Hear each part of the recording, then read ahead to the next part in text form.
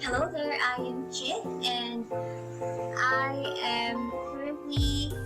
we are currently on the process of doing our spousal visa. We just applied this 2021 during the pandemic time, and I am just sharing my experience, my timeline, and I'm also like one of you guys who got started with the process, and I will be grateful if you can also share like your process and how you do it and your experiences. And it's also for the benefit of the other spouses who are planning to do the same or to apply for the spousal visa.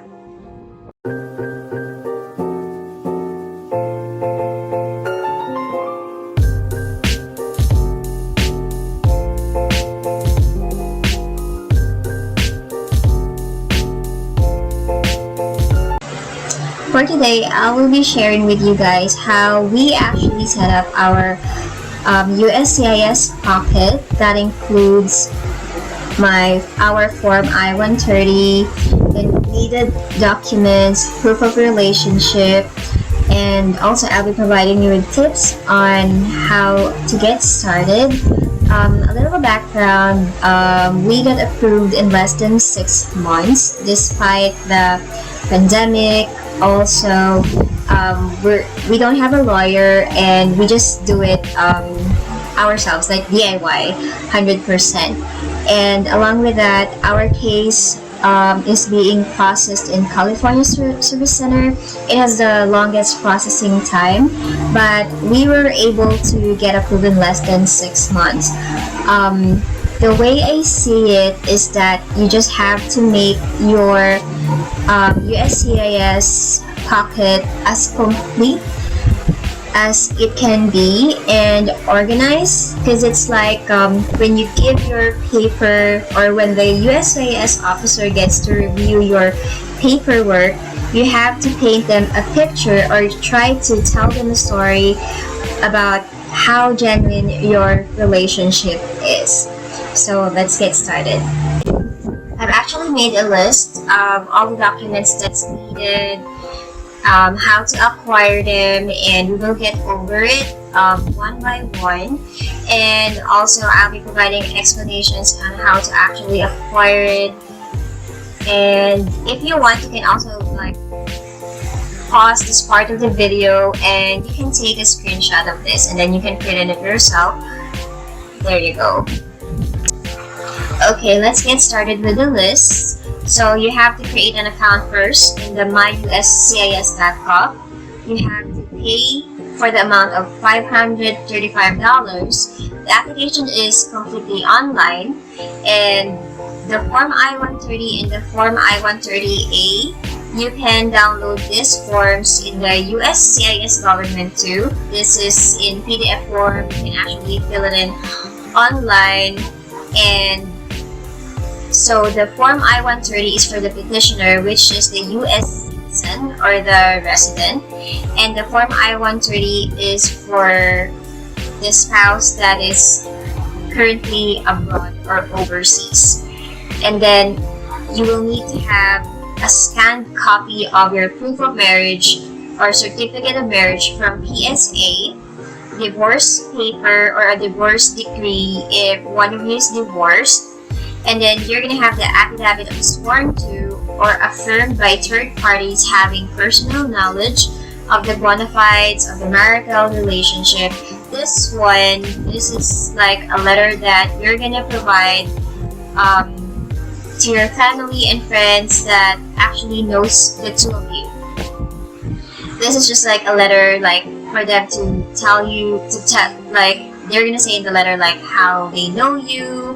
It actually has a format, and if you need the format of this one, I can go ahead and send you your email address. Just provide me the email address on the comment section.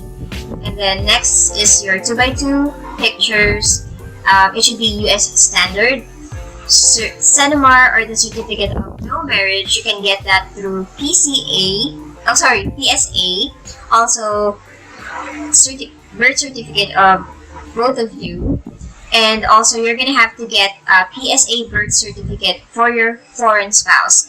It's just gonna say there, like like it's a formal writing from PSA stating that your spouse doesn't have or no birth in PH.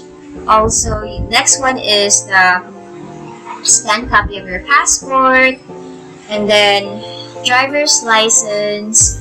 And this is actually like a certification that's needed prior to your marriage. And this affidavit of blue-in certification of legal capacity to marry before you can actually get this in US Embassy before the pandemic, and this is $50. But for now, I believe that this has changed and you don't need to go to US Embassy anymore. But this is an essential document that you're just gonna have to provide in your documentation, because this is very important. This is from the US Embassy. Documents showing joint ownership of property. So it's within this one, like let's say like you bought a house in the Philippines under the name of you and your spouse, but for us, we weren't able to acquire a property yet because of the pandemic, so we're not able to do it yet. And besides, we're planning to leave for a while in the United States, so we haven't bought anything yet, and that's okay. You can provide other documents. Lease showing joint tenancy of common residence, meaning you both live at the same address together. So for this one, like let's say like he came to visit in the Philippines and you guys rented a hotel, or you stayed in a hotel, or you go to an Airbnb. So if he or if you were able to rent an Airbnb, there's like a part there where you're gonna indicate who you're staying with. So if that's your spouse, there's gonna be a notification for that one, and you just go ahead and screenshot that. Yeah, you shared like Airbnb, your hotel receipts, those things are okay. And then documentation showing that you and your spouse have combined your financial sources. For this one, you're gonna have to provide like your remittances, Western Union, or a screenshot of messages like saying that he sent you an amount of money for allowance, something like that. And it's okay if you can like cross out the amount if it's too personal for you. So this is the affidavit sworn to or affirmed by third parties having personal knowledge of the bona fides of the marital relationship. So you can go ahead and share this to your friends or close family member. On this one, you're gonna have to select friends who know you well as a married couple, and this is the following information that is needed for them to include in the letter. And this is the very important ones, because it says here that this doesn't need to be notarized, but they should include this statement to swear the letter's validity. Okay, you can see it there, and this is how the format looks like. This is like the blank format, and then this is the part where it says like what they needed. There you go. And your friends or family can actually like make this like handwritten if they want, and then you can just go ahead and scan it, or they can go ahead and do it in Word, and then they can just go ahead and save it as PDF file. So okay, so we are on the last part of the paperwork, and this is how to actually organize it in such a way that the USCIS officer will have like a direction on how they're actually gonna see your relationship, how it progressed until such time that you're applying for a visa. So first things first.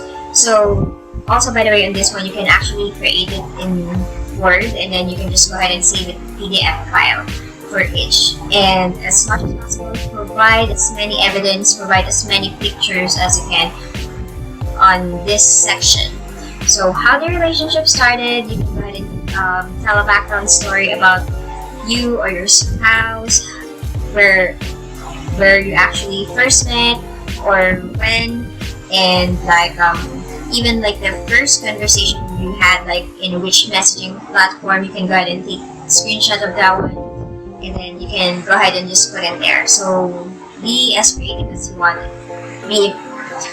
It's like telling a friend about how you guys started. It's just like the technicalities because you have to put some, or to make it as documentation. And then for the timeline of conversations by month, so you can actually do this like from the time you guys first or started talking until the time that you're actually applying for the visa, just so they know that by the time that you're applying, you're still together, and then it's still current. Okay, and then make sure that you put a variety on that one. So there should be things like how your normal day goes, some kinds of conversation wherein you just think lovey-dovey to each other, or conversations that you're having an argument but we're able to make resolution out of it. So just those kind of stuff. And then the pre-wedding documentation, you can actually go ahead and scan and include here like your wedding receipts, like the seminars you've attended together, like those things, the wedding invites you've sent to your friends, even it's through Messenger or through messaging app, that's okay. Like even the fact that you're saying, hey, I'm going to have a wedding, or we're going to get married, and you send it to a message to your friend. So you can also include that one. And then for the wedding, just so the wedding itself. So provide like wedding pictures, pictures with the family, like the wedding event itself. And then you can go ahead and put some captions and descriptions too. So just make sure that you have like pictures for the wedding, your wedding, like pictures with family, pictures with friends, those things. And then for the social media posting, so for the social media posting, like let's say like you updated your profile picture, you change it to a picture of you and your spouse, so you can actually take a screenshot of that one, you can include it there. Or also like you change your status on Facebook, like from single to in a relationship or married, something like that. So you can also use that. And let's say his friends or his family members added you in Facebook, so you can actually go ahead and take a screenshot of those things too, or vice versa. If your family member added your spouse in their Facebook, or just showing like friend list that this is your family, those kind of things, that will also help. And of course the tag pictures of both of you, or if you have like posting, or if your spouse has posting in social platform or social media about you guys, and you can go ahead and take a screenshot of it as well. Or even like if you have a post and then he liked it, it's gonna show his name that it was liked by your spouse, then you can go ahead and screenshot that one too. And another important thing is you can go ahead and take a screenshot if one of his family or one of your spouse's family members sent you a message, so that can be helpful as well too. And make sure that if you have anything, like if there's like comments on the comment section, because like when we had our wedding, so there's like I posted a picture, and then there's like comment section that I made sure that people are like saying congratulatory messages to us. So on that one, make sure that if there's like Tagalog, make sure that you translate in English, like even in the caption, just make sure that there's a translation to it. And then for the beneficiary part, this includes like all the receipts, financial documents, gifts, credential update. So in this one, like say like for the receipts, you can actually use like, let's say if you order in Lazada or in Amazon, and then you're already using like your married name, and then yes, you can actually go ahead and scan that or take a picture of that and then include it in your documentation. And if you have your financial documents, like you can take a screenshot or pictures of those, scan it. Gifts, yeah, you can actually go ahead and take a picture of his gift or your gifts to him. So that will also work. And then credential update. Let's say you have your, let's say like, especially if you're in the Philippines, you updated your social security number or your status on that one. So you can go ahead and take a picture that you've updated it.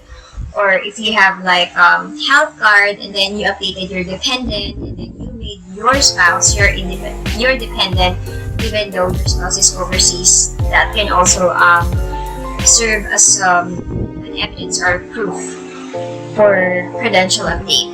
So those kind of things are okay. So we're actually on the last part of our video, and I wanted to thank you for staying until the end. And just last tips for anything else. So file as soon as you can. Make your paperwork as complete and as organized as you can. Provide as much evidence. That's okay. And for the affidavit, I forgot to tell, please provide at least 3 person to do that letter. Yeah. And then, yeah, so keep praying, have faith, and it may take some time, but it's worth it. Again, thank you, and if you have any questions, I'll be happy to answer it if I know it. Okay, so see you in the next video, and I wish you all the best in your paperwork.